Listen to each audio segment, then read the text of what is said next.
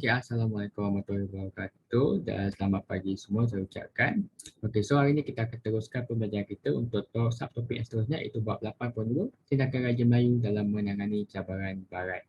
Okey, so ada beberapa tindakan yang dilakukan oleh Raja Melayu untuk menangani cabaran oleh pihak barat. Okey, so kita akan tengok tindakan Raja Melayu yang pertama. Apakah dia? Okey. So tindakan Raja Melayu yang pertama adalah tuntutan raja melalui durbar. Okey, so apa itu durbar? Okey, durbar ini dia merupakan macam satu persidangan yang menghimpunkan Raja Melayu dan pembesar dengan pihak British. Okey, untuk membangkitkan isu-isu semasa. Okey, itu durbar. Okey, so sekiranya durbar ni wakil Melayu, pembesar Melayu dan raja-raja akan turun dan akan jumpa dengan pihak barat ataupun pihak British dan diorang akan membincangkan isu-isu yang berbangkit ataupun isu-isu semasa pada ketika itu. Okey, so kita akan tengok yang pertama. Okey, Durbar Kuala Lumpur pada 1903. Okey, Sultan Idris Mursyidul Azam Shah Perak mendesak langkah mengembalikan kuasa institusi raja. Bilangan pegawai Melayu Perkhidmatan Kerajaan ditambah, dilantik ke jawatan yang tinggi. Okey. So, Tuanku Muhammad Ibnu Yam Tuan Antah menuntut bahasa Melayu sebagai bahasa rasmi persekutuan. Okey, kat Durbar Kuala Lumpur 1903 ni, okey, pertama sekali Sultan Idris Mursyidul Azam Shah Perak ni dia mendesak langkah untuk menggolihkan balik kuasa-kuasa raja dan menambah bilangan pegawai Melayu dalam perkhidmatan kerajaan. Okey. Dan juga dilantik ke jawatan tinggi. Manakala Tuanku Muhammad Ibnu Tuan Amtah pula dia mendesak supaya bahasa Melayu dijadikan sebagai bahasa rasmi persekutuan. Okey, ni yang berlaku dekat Durbar Kuala Lumpur 1903. Seterusnya kita tengok dekat Durbar Pekan Pahang 1932. Okey, Sultan Iskandar Shah Perak dia mendesak untuk mengembalikan kuasa pemerintahan. Okey, so Sultan Iskandar Shah ni dia mendesak pihak British ataupun pihak barat untuk mengembalikan balik kuasa pemerintahan kepada mereka. Alright. So, Durbar seterusnya iaitu Durbar Kelang Selangor 1937. Okey, kita tengok apa yang berlaku. Okey, Tunku Abdul Rahman ni daripada Negeri Sembilan menggesa peluang perkhidmatan buruh dari alam Melayu. Okey, manakala Sultan Abu Bakar Riayatuddin Al-Muazzam Shah Pahang pula mendesak masalah Melayu masalah Melayu ialah tiada kerja dan juga tiada tanah. Okey, so pada dekat Durbar Kelang ni, ataupun Durbar Selangor ni, okey, Tuanku Abdul Rahman yang daripada Negeri Sembilan ni dia menggesa untuk kepada pihak British supaya memberi peluang perkhidmatan buruh kepada alam Melayu. Manakala Sultan Abu Bakar ni pula dia mendesak pihak British kerana masalah yang dihadapi oleh kaum Melayu pada itu ialah tiada pekerjaan dan mereka tiada tanah. Baik, so faham Okey, seterusnya ialah Durbar Seri Melati 1939. Okey, Sultan Hishamuddin Alam Shah Selangor menubuhkan Malay Girls College untuk meningkatkan pendidikan kaum wanita. Okey, so dekat Durbar Seri Melati 1939 ni, okey, Sultan Selangor pada ketika itu telah menubuhkan satu Malay Girls College iaitu college untuk wanita Melayu supaya ataupun sebab untuk meningkatkan pendidikan kaum wanita dekat tanah Melayu ni. Okey, sebab tu ditubuhkan. Okey, so ini adalah apa yang berlaku ataupun salah satu tindakan Raja Melayu dalam menangani cabaran barat iaitu tuntutan raja melalui Durbar. Alright semua faham Alright. So seterusnya tindakan yang seterusnya adalah diplomasi menangani tekanan British. Okey.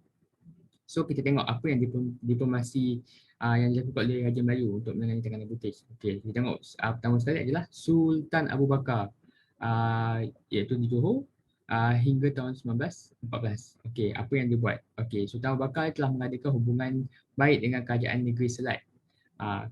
Iaitu British berjaya mengekalkan Teluk Belanga, Singapura menjadi milik Johor. Okey. So, Sultan Abu Bakar telah mengadakan hubungan baik dengan kerajaan negeri Selat di mana British mengekalkan Teluk Belanga dan Singapura menjadi milik Johor.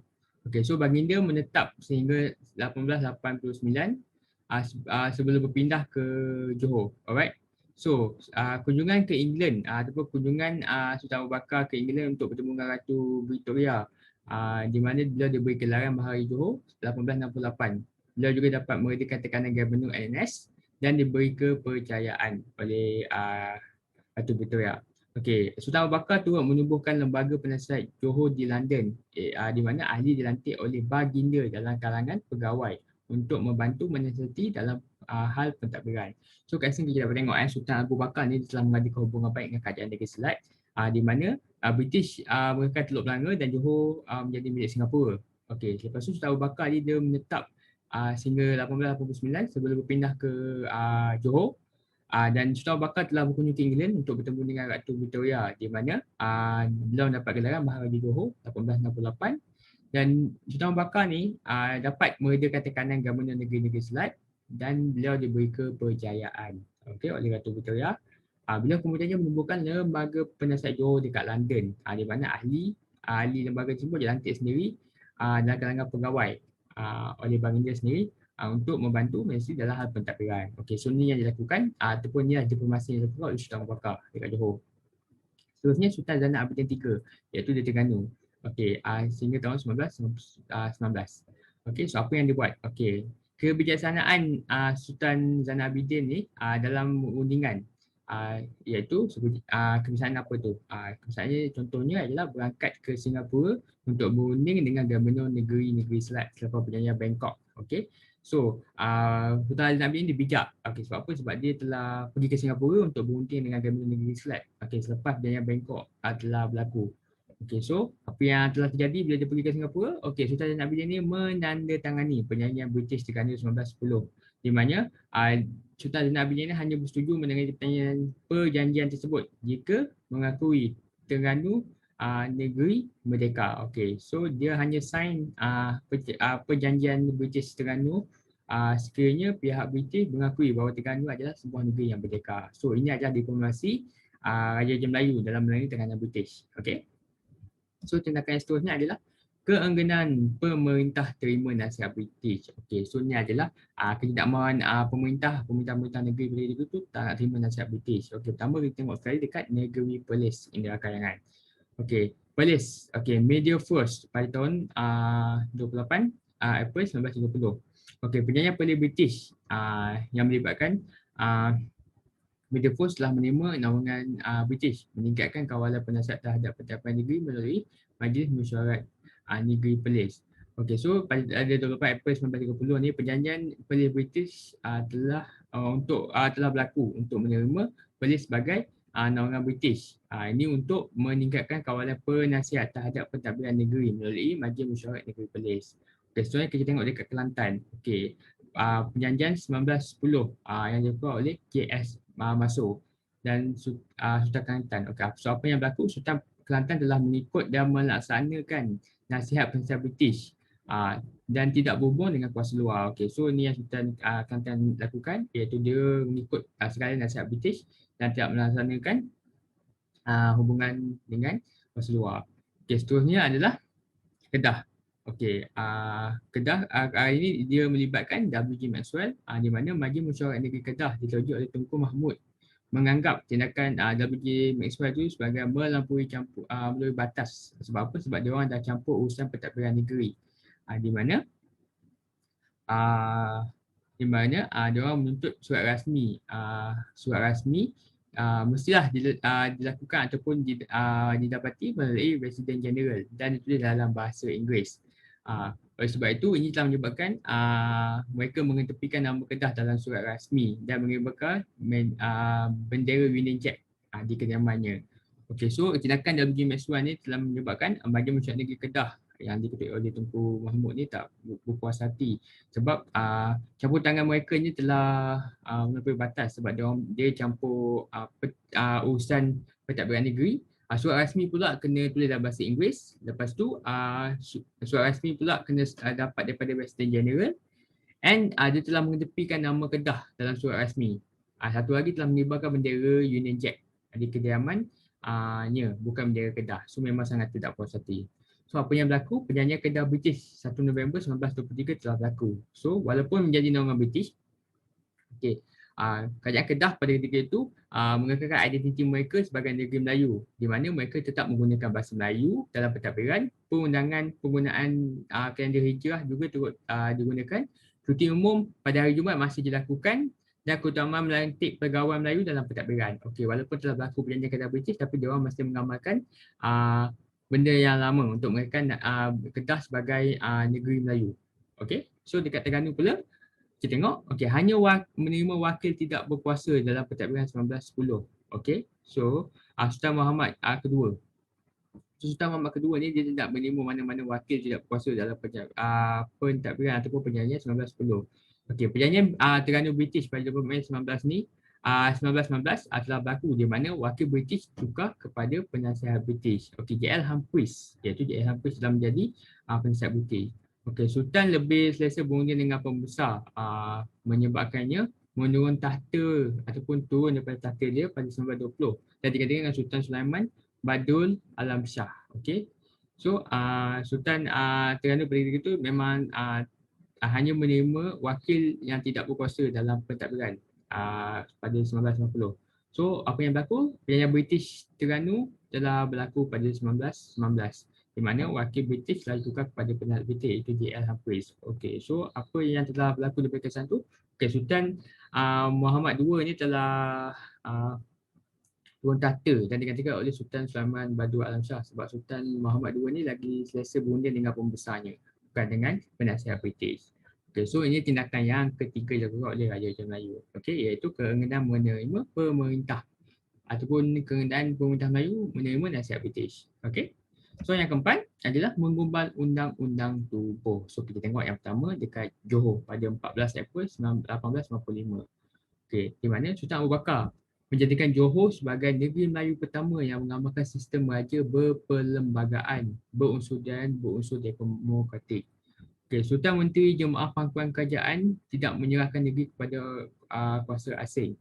Okay, sebab apa? Jemaah Menteri terdiri daripada bangsa Melayu, rakyat yang beragama Islam dan Islam dijadikan sebagai agama rasmi negeri Johor buat selama-lamanya. Okay. Kepentingan dalam mengimbangi kuasa British dan mempertahankan negeri dan mempertahankan identiti negeri Johor dan sebagai kerajaan berteraskan demokrasi. Okey, so apa yang Sultan Abu Bakar telah lakukan dalam pengumpulan undang-undang ni adalah dia telah menjadikan Johor sebagai negeri pertama yang menggunakan sistem raja berperlembagaan dan berunsur demokratik. Dan Sultan Menteri ataupun jemaah pengangkuan kerajaan tidak menyerahkan negeri kepada kuasa asing, di mana jemaah menteri itu sendiri terdiri daripada orang Melayu, rakyat yang beragama Islam dan Islam dijadikan sebagai agama rasmi negeri. Okey. So ini dilakukan oleh Sultan Abu Bakar dekat Johor. Okey, so seterusnya dekat Terengganu. Okey, pada 2 November 1911. Okey, Sultan Zainal Abidin III telah menjadikan Terengganu sebagai kerajaan Melayu Islam yang berasaskan perundangan negeri Islam. Sultan Zainal Abidin tidak menyerahkan negeri Terengganu kepada kuasa asing.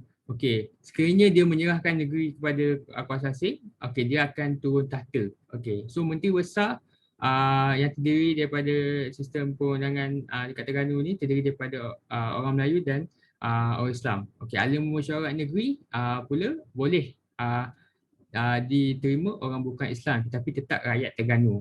Okey. So apa kepentingannya? Okey, kepentingannya dapat memantapkan pentadbiran negeri Terengganu, membela kedaulatan negeri Terengganu dan mengukuhkan perpaduan serta menghalang campur tangan British dekat negeri Terengganu. Okey, so ini yang dilakukan oleh Sultan Zainal Abidin ketiga. Okey, semua faham Okay, seterusnya adalah yang kelima, tindakan terakhir iaitu raja menerajui pemodenan negeri.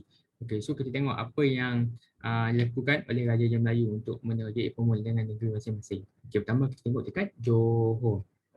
Okay, so dekat Johor, Sultan Abu Bakar dengan kerjasama Majlis Jemaah Menteri telah meneruskan pemodenan pentadbiran negeri melalui Temenggong dan Ibrahim bersama dengan pembesar yang berwibawa telah menubuhkan jawatan menguruskan pembangunan rakyat negeri cekap dan berkesan sehingga British tiada ruang untuk campur tangan. Okey, so Sultan Abu Bakar dan dengan geng dia iaitu Majlis Jemaah Menteri telah meneruskan pemodenan pentadbiran bersama-sama dengan Temenggong dan Ibrahim telah menubuhkan jawatan menguruskan pembangunan rakyat dan negeri di mana penubuhan tersebut merupakan penubuhan yang sangat cekap dan berkesan sehingga British tak ada peluang untuk join ataupun campur tangan.